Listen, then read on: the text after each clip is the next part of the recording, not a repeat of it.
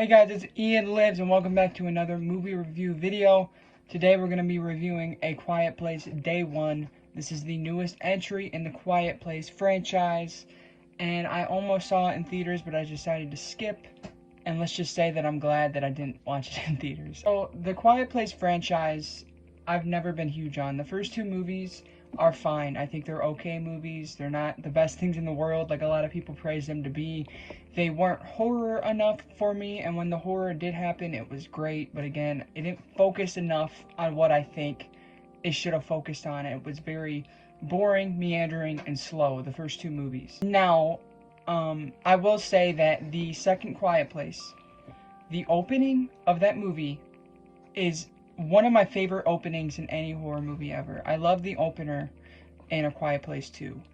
And it is a prequel, the opening to The Quiet Place 2, where it shows all the events first happening, and you get this awesome shot of John Krasinski getting chased by one of the monsters in this long, like 15-20 minute, it's not that long, it's like a 5 to 10 minute shot that has no cuts in it. And I not to ramble, but I think the opening in A Quiet Place 2 is amazing. So the idea of having a whole movie that should, in reality, should be like that, where it's a prequel and this end of the world stuff is first happening and these people are trying to figure out why the hell these monsters are getting them and how to stop them. That sounded like a really cool concept. It sounded a hell of a lot more entertaining than the previous two. So let's just say that I was pretty excited going into this movie. And again, I almost watched it in the theaters. I'm going to start off with the plot synopsis, then we're going to go into my pros, and then we're going to go into my cons. The plot synopsis I kind of dabbled on a little bit, but basically this is a prequel to the previous two films where you focus on new characters, this new group of characters. It stars the girl from Us and Black Panther. Forgive me, I don't know her name. And basically she has cancer and she's at this nursing home, and it mainly focuses toward the beginning on her and her nurse, who's played by Alex Wolff. They end up going to the city because she wants pizza, and the world starts to end and these monsters start to come down, and that's basically the movie. It's a Quiet Place movie at its core, which is unfortunate, but again, I'll talk about that in my cons. That's basically the plot. It's these two characters mainly that you're focused on. They're in New York, I don't know if I said that, and the apocalypse of A Quiet Place begins. Starting off with the pros, I'm just going to get right into the meat and bones of the review. I really enjoyed the cinematography, the look of the film, the style. I thought it was really well made, really well shot. There's some cool painting shots, some cool no-cut shots, really cool stuff behind the camera on this one that I really enjoyed. It's directed by the same dude that brought us Pig, which Pig is one of my favorite movies of this decade so far, with Nick Cage, if you guys don't know what I'm talking about. I thought that movie was incredible. This definitely did carry over some of the styles that Pig brought into this one, mainly with some of the action scenes. Definitely reminded me of that guy's previous movie. But I also really enjoyed the acting performances. Again, you have the chick from Us. You also have the dude from Stranger Things who plays Eddie. Don't know his name. We like to keep it unprofessional here. And he's kind of like the John Krasinski of this movie. He's like the main guy. He is, he doesn't show up until later in the movie, but then he kind of rides the boat for the rest of the movie. I don't know if that's a saying. I don't know. Anyways, I did enjoy the acting performances. I thought they were really good, especially for obviously not a lot of talking. They showed really good emotion in their eyes. If you really focus on their eyes while you watch this, you're going to see a lot of emotion. Their eyes really tell a lot, which is hard to do, especially for a movie where there's prominently no talking. I enjoyed this scenery of New York. I thought it was fun. I'm trying to think of other things to say that is positive about this movie. I think we got to go straight into the cons, guys. The characters suck.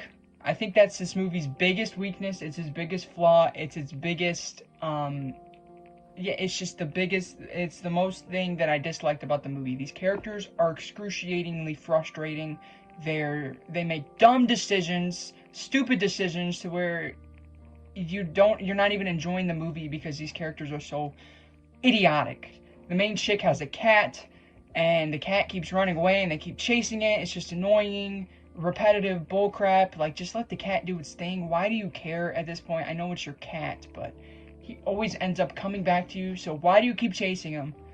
And then also, there's this whole thing I mentioned earlier with the pizza that becomes a whole subplot for some reason. I understand the symbolism that they're going for, because it is revealed toward the end why she cares so much about this pizza. But you're telling me that in an apocalypse, when the world is ending, you're telling me that, let's say, because this happens in the movie, she ends up in this, with these group of people, kind of like this fort of people who are trying to survive and get supplies and stuff, and she leaves them all and says, I'm getting pizza. Are you kidding me right now? Are you stupid? You're gonna go out into an apocalyptic environment for pizza. I wouldn't be super upset if it was just her character that wants the pizza, but toward the end, she brings other people into that situation. It's like you're putting other people's lives at risk for a freaking slice of pizza. This is the dumbest writing decision I've seen in a long time. It really made me mad. I hated that whole section of the movie. Nobody asked for that in a Quiet Place movie. Why did we need that? I think it's just another thing to say, oh yeah, we're in New York, let's throw pizza into the plot, because why not? The guy from Stranger Things, I think his name is Joseph Quinn, if I'm not mistaken. He's super noisy, like unnecessarily noisy. He breathes super heavy. He makes grunting noises when he doesn't have to. It's just frustrating. These characters drove me nuts. It was the worst thing about the movie. But again, the acting performances made them to where they're not super unbearable, but the decisions and the writing behind the characters are awful. I don't know what went wrong here. I don't know what went wrong. But again, that pizza thing, Jesus Christ. Another thing I disliked, this was another big thing that I disliked about the movie. The pacing. This movie bored the hell out of me for most of it. The characters move like snails. The pace of the movie moves like snails. They focus on uninteresting, unnecessary, unimportant things for too long. Spending like 10 minutes showing them play with cards. I don't give a shit, man. I don't care. They spend so long on stuff that I don't care about. The pacing is so slow. And it was like that in the first two, but in this one, it doesn't work because this is going to go into my next con, there's not enough horror. They don't show the monsters enough. There's not enough kills or carnage. There's not enough horror. Which is funny because John Krasinski, he directed the previous two, and he said that he didn't even want those to be horror movies, and yet those are more horror than this one. Again, there's very minute scenes with that focus on the monsters, and there's one scene that's in a sewer that was really suspenseful, really thrilling, and really good, and then the horror pretty much diminishes from there on, and I really wanted more. I wanted so much more from this movie on the horror front. So a lot of this movie are just these characters running around doing side missions, side tasks that aren't really interesting and aren't like important to the story. And by the end of the movie, I was like, what the hell was the point of this? Nothing concluded, nothing happened. What the hell was the point of this movie, and why did we need this? Why did we need this movie? Again, it's a well-made movie.